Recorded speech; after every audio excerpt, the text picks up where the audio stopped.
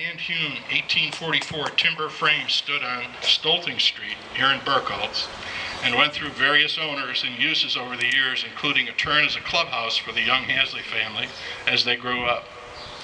In 2008, the Historical Society was fortunate enough to receive this structure as a donation from the Hasley family.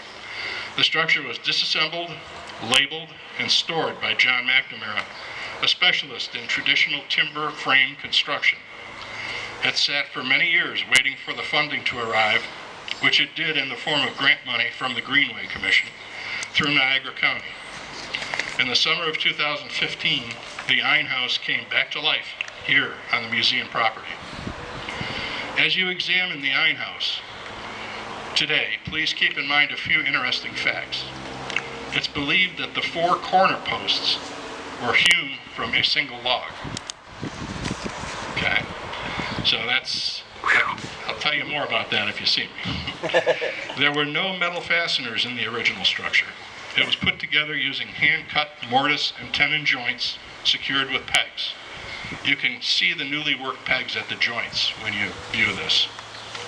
The original Fachwerk, which is clay and straw filler in hand-hewed timbers in 3 by 4 foot squares, there's a display in here that tells about that, is evident. There's a display showing that right in here. And in the house side of the Einhaus, there are hatchet marks along the beams indicating that at one time somebody tried to plaster the inside of the house to make it look more livable.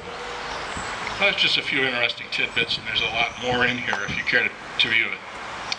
No one knows what the hopes and dreams of the first inhabitants of the Einhaus were, but chances are that they hoped for a peaceful life with freedom to worship the way they wanted, to protect themselves and their family, to succeed in this new land based on their work and not on their status of birth, and to provide for an opportunity for a better life for their children.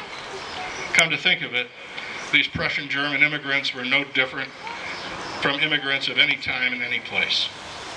Many of us are descendants of these hardy pioneers, and thanks to the efforts of all of us here, we are able to honor the memory of these people by dedicating this reconstructed Einhaus to their memory. Let us hope that this little museum will always be able to tell the story of these ordinary people who dropped everything in their homeland to venture to America and start a new life. Martha? Yeah. Behind you. One of the most common wall hangings found in these German houses. Show it to you. Actually, this is the one that was handed down in my family. There's an identical one in there.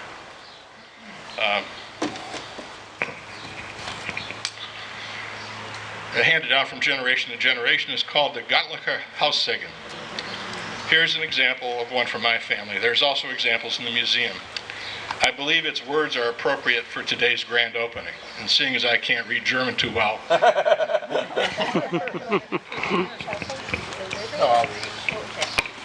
Wo Glaube, da Liebe.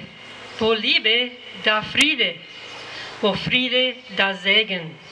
Wo Segen, da Gott. Wo Gott, keine Not. Okay, what that means is where there is faith, there is love. Where there is love, there is peace. Where there is peace, there is blessing.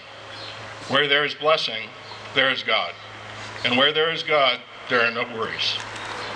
So many of the immigrant families that came here had that saying in their house, and we'd like to think that that would also bless this house as well.